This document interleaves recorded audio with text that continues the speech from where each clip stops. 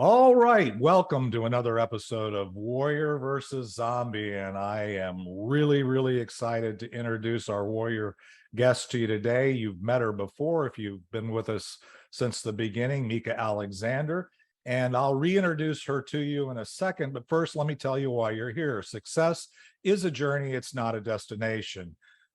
As warriors, we all have a history of ups and downs, wins and losses, that are all part of making us who we are up to this point, and they provide a foundation for our path forward. We all battle our inner zombie as well as those zombies in our world, and in each episode, I interview warriors from all walks of life. I interview entrepreneurs, artists, health practitioners, business owners, literally any inspired leader that has a story to tell. These warriors have a cause, they have unique value, and a vision that goes generations into the future. And Mica is no exception. If you've heard her before, she's an amazing warrior. She's a wife, a mother, an entrepreneur, executive, consultant, speaker, and now an author. She holds a master's in counseling psychology from New Mexico State University and a master's in business administration from the University of Colorado.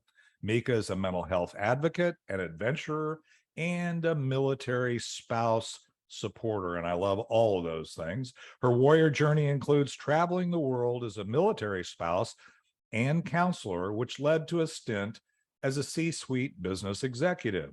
Today, she's an author dividing her time between family, traveling, speaking, consulting, operating her business, Tokyo Escapes, and promoting her new book, My Year Without Him, The Life of a Military Wife. With her son in the military now and her daughter in college, she lives in Dallas, Texas, with her husband, youngest daughter, and their two dogs.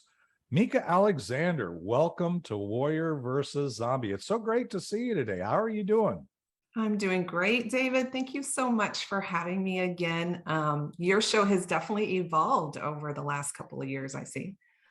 Yeah, well, hopefully it's a journey, as I say on the song and the podcast. You know, it's hopefully I'm getting better. Sometimes I get done and I think, well, the guest was great, the warrior was great. I'm not so sure I handled that quite the way I wanted to, but it is what it is, and quite frankly, I love it. And the thing is that we were talking before we started. You were episode 4. This is episode 87. So you have a perspective of doing that. And the funny thing is, or the cool thing about it is, you in episode 4 were my guinea pig for doing this on Zoom, because we hit the zombie apocalypse and couldn't do it in the studio. And you, as a warrior, you stepped up and said, sure, I'll do it on Zoom. And I think as you mentioned, you did it in a closet, and Yes. it was all audio only then, so that nobody could see the closet. Now we're audio and video, and we do a replay, and we're on the Be Connected platform, so it's fun.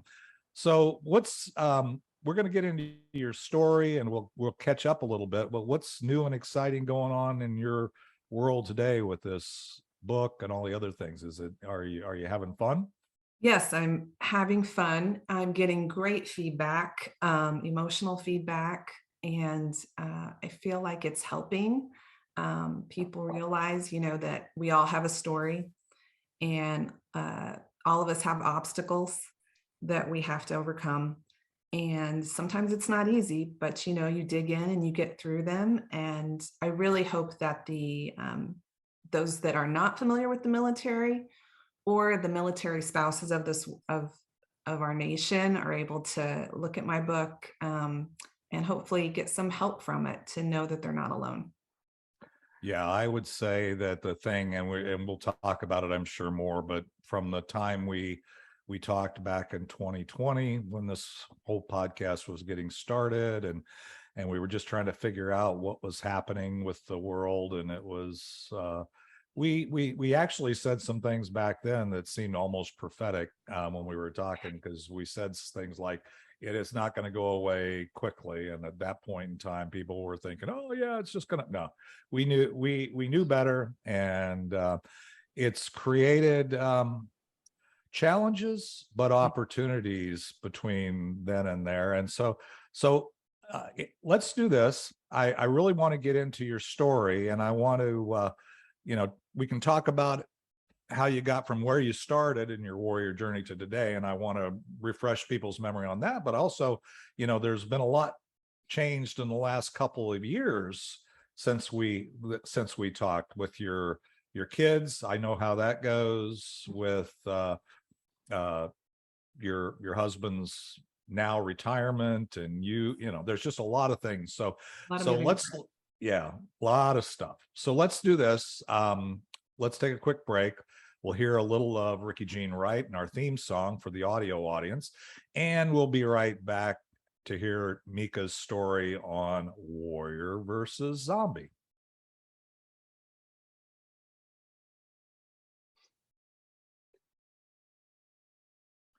All right, we are back, and Mica, I can't wait. I've missed you. I mean, you were pretty regularly in our networking group, and then we weren't. Nobody was getting together, and you had a day job, and you've done a lot of stuff. I know little bits and pieces of it, but I'm really excited to share the audience this story that I just touched on in the introduction. So tell us how you got from where you started to where you are today.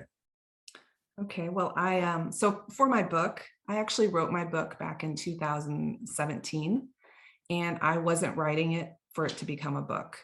At the time, we were living in Japan. My husband was active duty military, and I was writing it as a means of coping.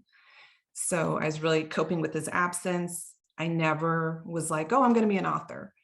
And then I sat on it in 2020, right before the pandemic started. I actually started exploring publishing options, but at the time, I just wasn't ready to publish it.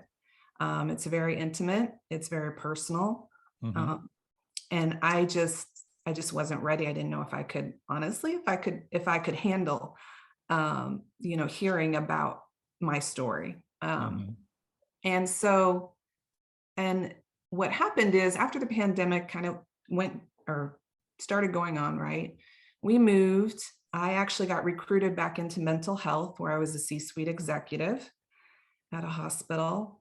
Did that for about a year and then became a consultant. And the reason that I published the book was because of all the mental health challenges that have been going on with the pandemic, Mm-hmm. especially for the teenagers. Right. I think, I've told my kids this over and over, and I'm sure you can relate to this too, is, this has been a time that's never been like one in history. They're going to talk about this time to their children.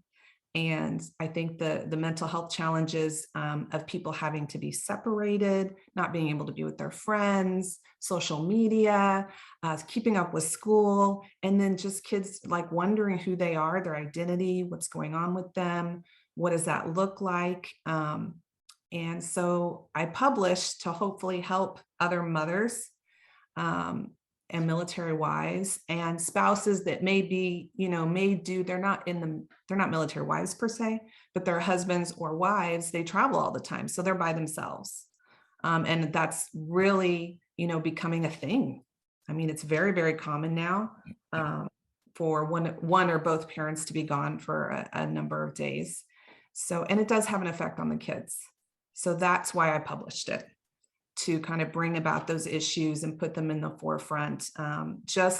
David, just in the last couple of years, the mental health applications, the mental health agencies that have popped up over the last 2 years has been an astounding rate.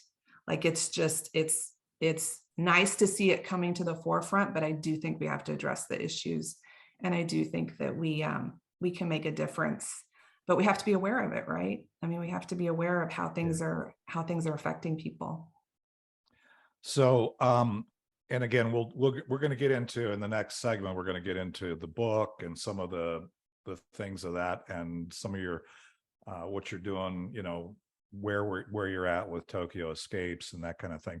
But as we talked the first time, you were kind of talking about your journey and going through, and you hadn't published the book yet, and we were talking about some of the challenges along the way with your story. And I don't, I know what the book, and I know the focus of the book. And so I do want to do that in the third segment, but I want to talk a little bit about your own personal warrior journey Okay. as, like I say, as a mother. You've got some things that are going on. Your kids are changing. You've got, I think, still one at home, but you Yes. have two now. I mean, the time frame of the book, you had All three. all three, and they Yes. were going through different aspects. I think one was going off to getting ready to go to college, and you're in different parts of the world, and Yes. it's fascinating. I mean, the book, I haven't completed it, but I started reading it, like I told you before we started, and it is very authentic. You say intimate, and yeah, it's intimate, and you are sharing some of the conversations and some of the emotions, which has really uh, been over the last 2 years since we got together. I've also gone through. We're a military family. I'm not, but I'm a grandparent of somebody who's in active military in the Air Force, just like Mhm. Trent, just like you guys. So I can kind of, I'm at a different place, but let's talk about you going from a Okay. mental health professional. You talked about in the first episode about being in the prison system, so how did I mean, this is kind of a cool journey. I mean, you've Done a and lot of different jobs for yeah, sure. and you've always figured things out. The thing I love about you, and the thing about your story, and the things I've heard, is that you're have one of the key attributes of a warrior, and a warrior focuses forward. Yes. You don't stay parked in Yes. an area where there's a challenge, and you don't let your challenges keep you from continuing to focus forward. I know that about you. So tell me a little bit about some of those, quickly, about some of those little transition points in your life. Well, I think, being a military spouse, I think you really, to be successful as a military spouse, I think you really have to pivot well, be able to adapt to your environment, create your own community. And I've done that wherever, my husband, he retired after 21 years. And I was put in many situations where we were living overseas. I have all this education, I'm a professional, and I couldn't work. So I had to go back to school or get heavily involved in volunteering or something like that. The last duty station he had in Japan, I was fortunate because I actually did work. Mhm. And I was actually an advisor for the commander. So as a part of the leadership team for that base. But I think for me, it's always been like with our kids, they're watching, and I've never forgot that, um, because I want them to always know that they can do whatever they set their mind to. Sorry, I'm getting a little emotional. It's okay. It's all right. You know it is okay. And and so when when I would struggle and I would when I would struggle and I would be alone and I would be sad, I had to remember that. And sorry, David. It's okay.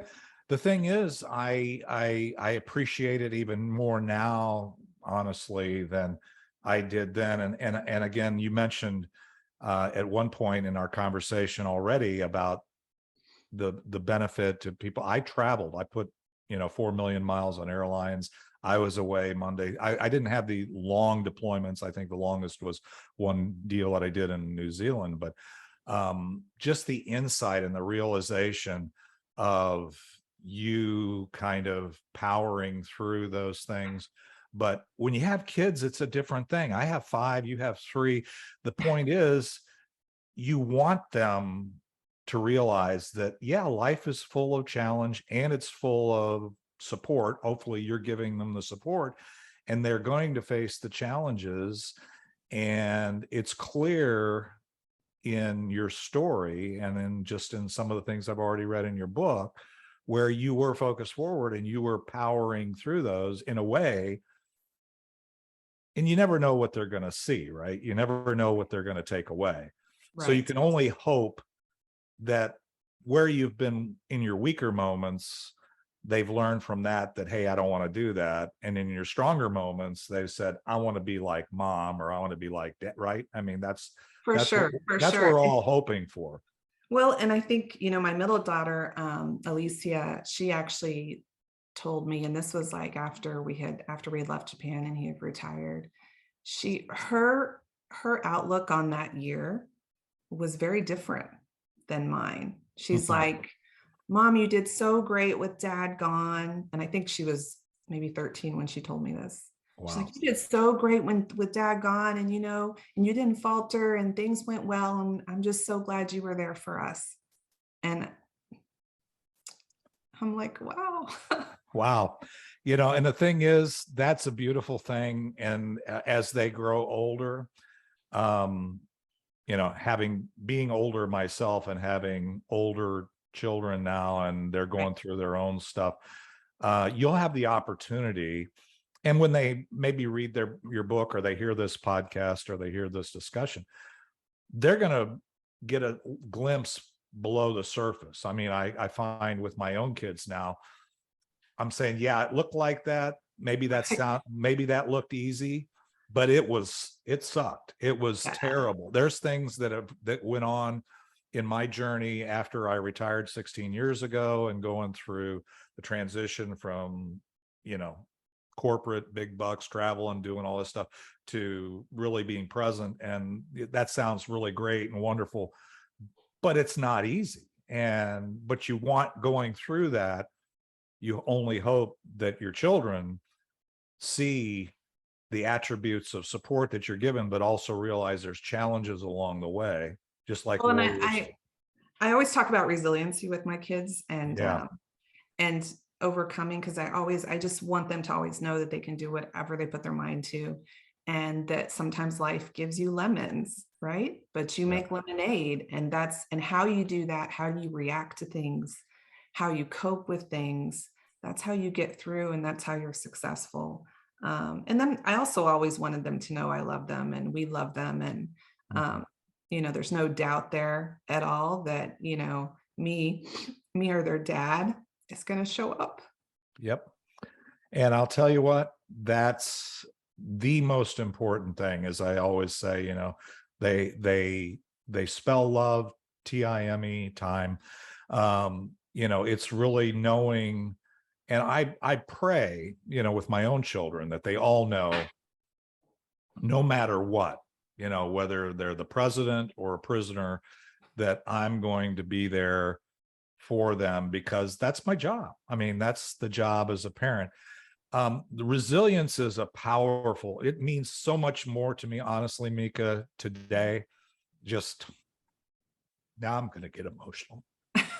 Well, I did earlier, so now it's your turn. So, but It's your just turn today. just having the opportunity, and I consider it a blessing to live a year in the life of my military family, and see the growth Mm, of the children, of my yes, grandkids, absolutely. and seeing the way they adapt.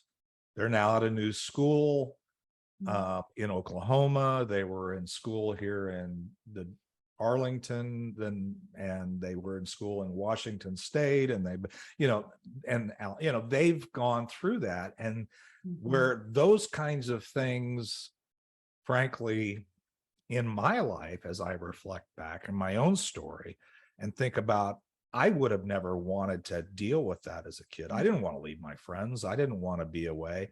I didn't want to have to do it. But that was a challenge. Mhm. But having a parent like you, and the military families like my daughter and the others that I've seen, knowing that they build that resilience in those children, and they're the most resilient kids I've Abs- ever seen. Yeah. And so it's actually, they're going to look back and go, yeah, my mom, it's more than just, hey, you really did a good job during this one time. They're going to realize, when they get get older, if they haven't already, how powerful that opportunity was. It was a challenge. Well, and I think, my niche was always, I want you to be a good human. Like success is another thing, but I want you to just be a good human. And I think inadvertently, I feel like our kids, they're all leaders. They all have such natural leadership capabilities. They can go anywhere and become part of the community because of the life they've led, because we have lived all over. They have changed schools. They have had to adapt. So I think resiliency is definitely key. And, they actually make fun of me now when I use the word resiliency. They're like, oh my gosh, Mom, resiliency. But it's true because they are, and they have really come through the last few years. I do want to mention something that, and you probably can relate to this, David, for active duty members, they have their own world, right, that they got to take care of and everything. As they go up in rank, their responsibility increases. And I think, and people think that's glamorous. Like, I don't know if you've seen, Top Gun recently. Oh yeah. Which, there's parts and pieces to that. Okay. Yes. Flying and those kinds of things, but a lot of it is not glamorous. And it is behind the scenes. But I think the last few years, my husband was in the military because he went up in rank because of his position. It was more demanding for our family, truthfully. So I think about that, and I think our kids just came through it like champs. Like they all had stuff, they all had things they had to get through, but they really did. And I'm so proud of them. I'm proud of our family. For sure, it's one of the things I'm most proud of as a mother is just the resilience of our family and doing that together. Wow, you deserve to be proud. Well, we could talk, I mean, just because of the affinity here and just because of we could talk a lot about the story and the journey, but I do want to take another quick break and I want to come back and I want to really focus on, what you're doing today. I know you've kind of extracted yourself from the consulting and that kind of stuff to a degree, and you're now focused on promoting the book and rethinking or figuring out what Tokyo Escapes looks like in the new world. So let's take a quick break. We'll hear a little bit more of Ricky Jean Wright and our theme song for those listening to this on the audio platform. And we'll be right back with Mica Alexander and Warrior versus Zombie.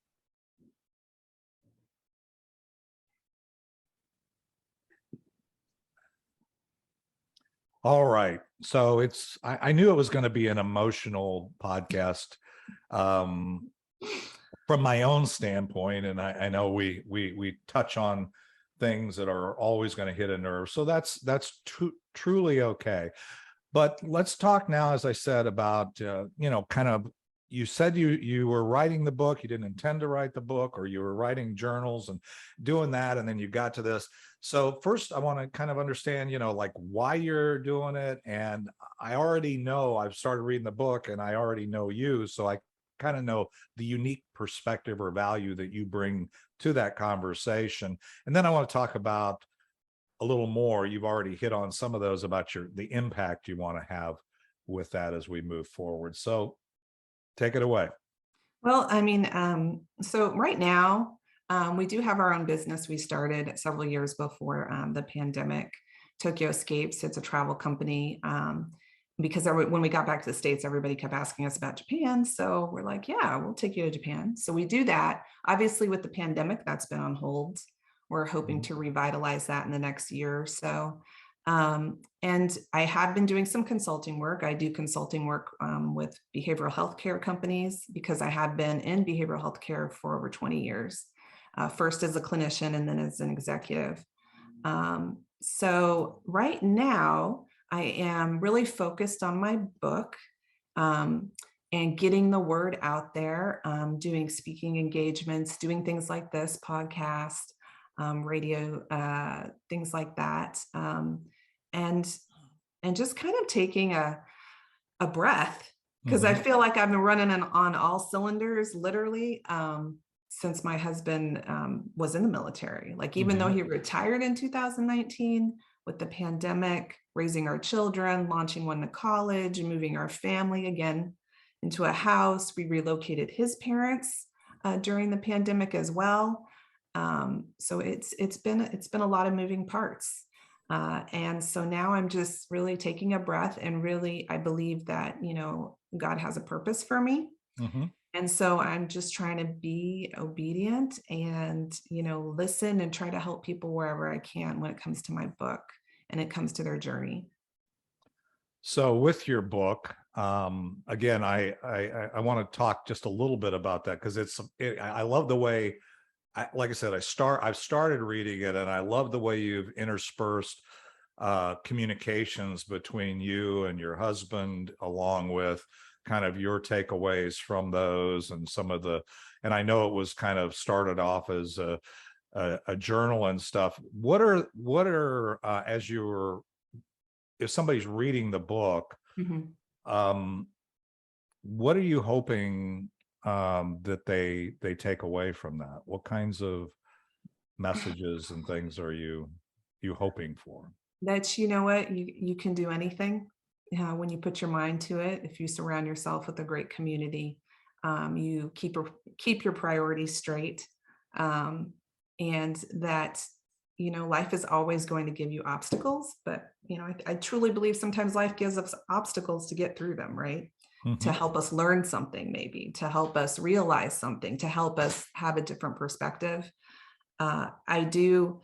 I really see my book as a voice for the military community.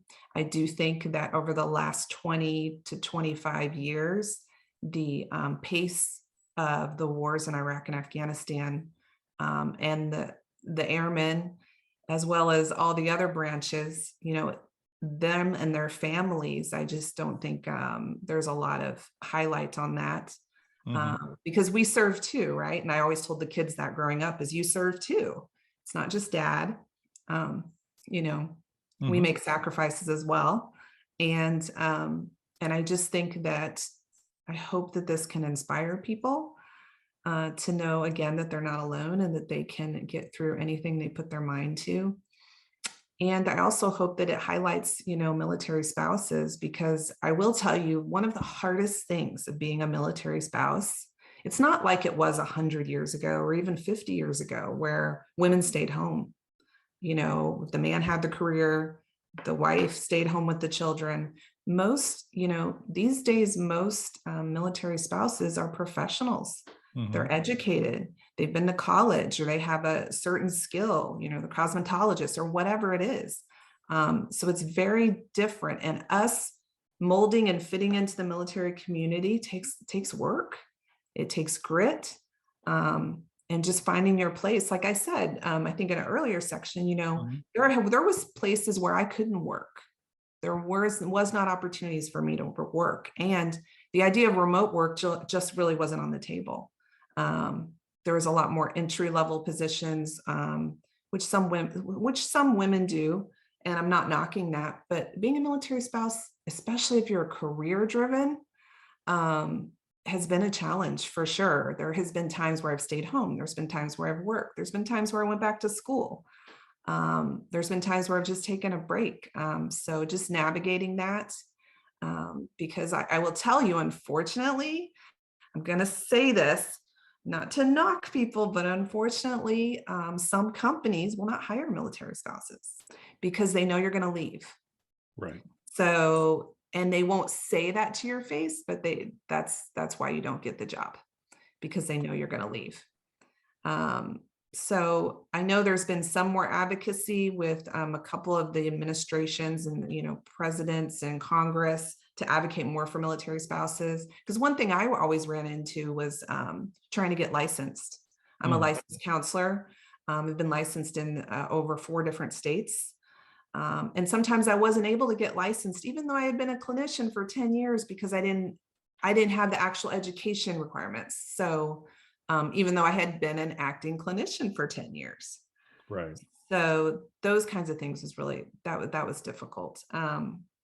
But I think with my book, I just want it to inspire people and to know that, what, your journey is what you make it. And I think I say this in the book, I always would say, off to our next adventure with the kids, Mhm. because how I frame it and how I look at it is how they would. So if I was a Debbie Downer, or if I was like, oh, I don't want to move here, oh, I got to do this, they get that vibe.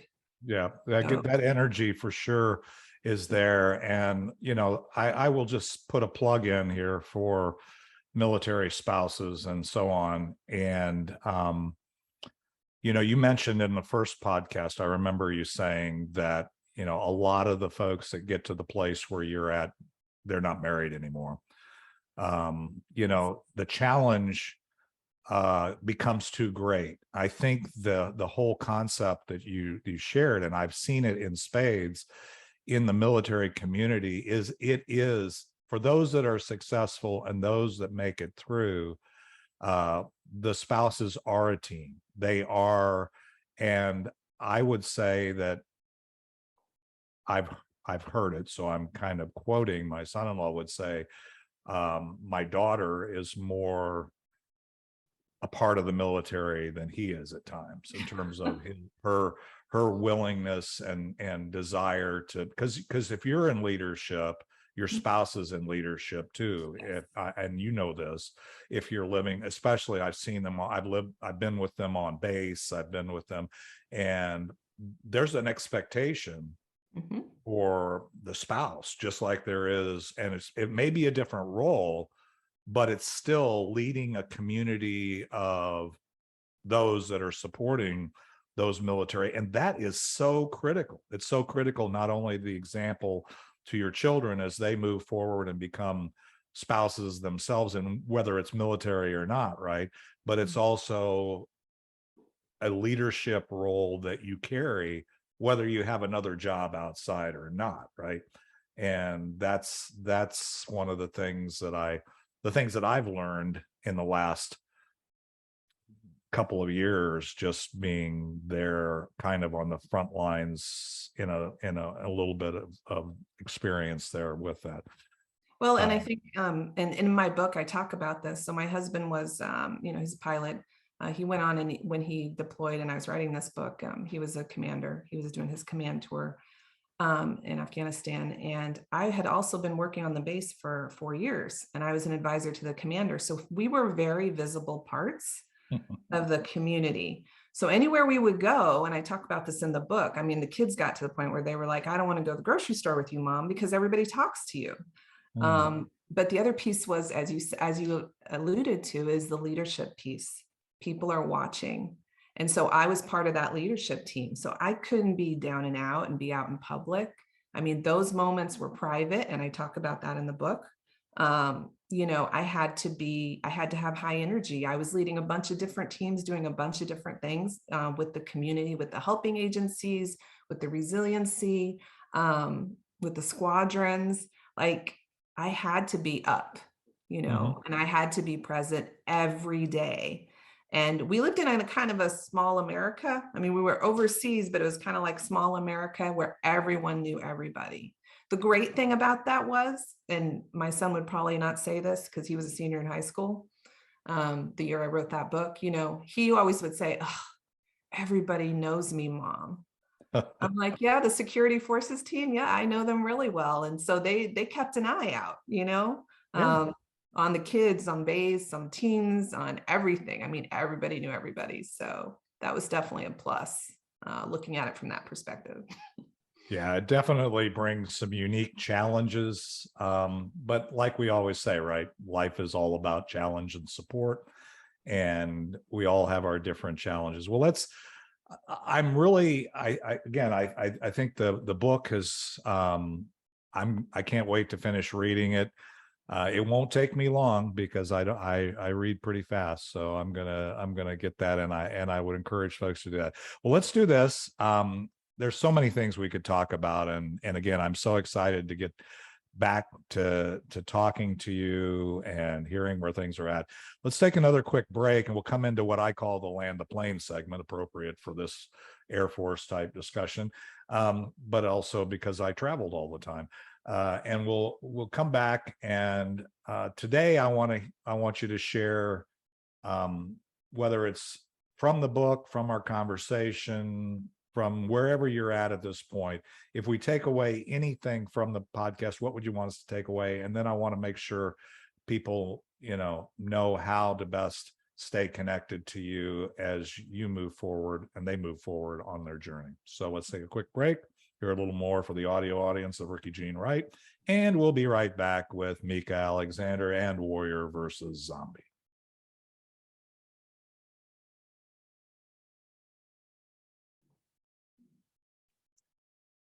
All right. They always go too fast. I'm really, really excited to have people hear a little of your story and kind of get engaged and realize what a powerful tool or thing your book is going to be.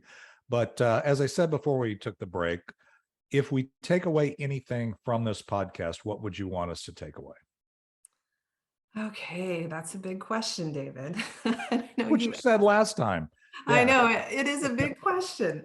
I would say that especially really that, you can do anything that you set your mind to, and God has a purpose for you. Um, it may not be the purpose you just think you should have, but really to take a moment, be present in your environment, and know that, we all go through seasons, we all go through transitions, um, and, accept where you're led, and it'll work out for sure. Well, that's very powerful. You actually hit about 4 different warrior nuggets there, all in the same conversation. But anything is possible. That's one of the things we talk about, and you have to stay present. That's what, when the song says it's a journey every day, that means that how you're going to affect your future is really today. So that's a very powerful reminder in that anything is possible, whether you're a kid listening to this podcast or whether you're on the latter part of your journey, is anything is still possible. And being present and embracing those opportunities, going with what God or the universe has put before you and dealing with that, and not spending all your time wishing it were different, which is another way of saying, I think, what you said. So that's beautiful. And truly you've lived that, and truly your book that shows the reality, the intimacy, the authenticity is really inspiring to me. So how do we, aside from going on Amazon right away and grabbing a copy of your book, how do we stay in touch with you? You're on the Be Connected platform. I know you're not real active there, but they still can find you. Mica Alexander at I checked, and you can find you there. And this is up and is live on the Be Connected platform, and will be in replay on that platform, as well as all the other audios. So how else would you like us to reach out to you?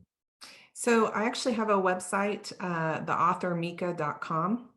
And that has a little about me, where you can buy the book. You can buy it on Amazon or Barnes and Noble. And this is copy. There's actually one right there, sitting right there. And that is it has all my contact information on there. I also, my Instagram is the same, the author Mica.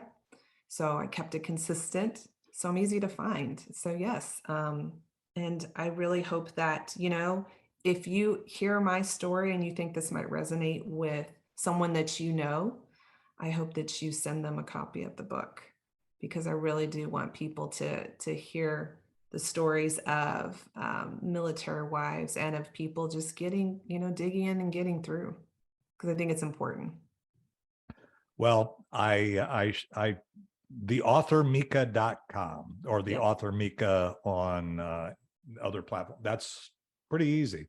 Yes. And Mica Alexander on the Be Connected platform. And I will just say this, I really, really, really am glad you wrote the book. I think that, that was a divine Mm. action that you took, and I think it will change lives. And one of the things that I say, whether it's a takes the form of a podcast, whether it takes the form of a presentation, whether it takes the form of a book, a movie, I don't care. I've been talking to a lot of people. Getting Don't die with your story in you. Tell your story. And I think reading your book and seeing how that translated into something that can make a difference is inspiring to me to finish my own book and complete that whole process, because it really is great. Well, Mica, thank you for sharing again. Hopefully your journey continues. If there's anything that we can do for you, we want to do that. And hopefully this will inspire some folks in our audience. But thanks. Okay. Thank you, David. Thank you for having me. You are phenomenal. And I really wish you the best on your podcast going forward. It's really taking off. I'm glad for you. Yeah, and I'm excited as well. And I'm excited to share you with our audience. And, who knows? Who Who knows? knows? All right. Well, for those listening to this new audio platform or on the replays, we'll be back next Thursday at 11 a.m. Don't forget to pick up a copy of My Year Without Him from Mica Alexander and see what it's like behind the scenes to be a military spouse and to have a military member having spouse and family. I mean, it cuts both ways. So her book does a good job of illustrating that. So with that, let's hear the final outro of It's Not the Getting There by Ricky Jean Wright, and we'll be back next week with Warrior versus Zombie.